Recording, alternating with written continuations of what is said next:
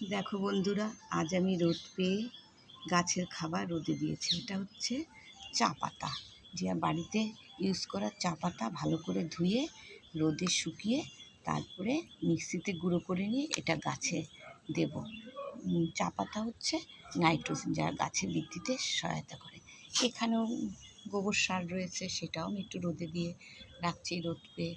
আর এখানে কলার খোসা পটাশিয়াম সমৃদ্ধ গাছের খাবার, এগুলো সব আমি রোদে দিয়ে গুঁড়ো করে তারপরে রেখে দেবো গাছে ইউজ করার জন্য।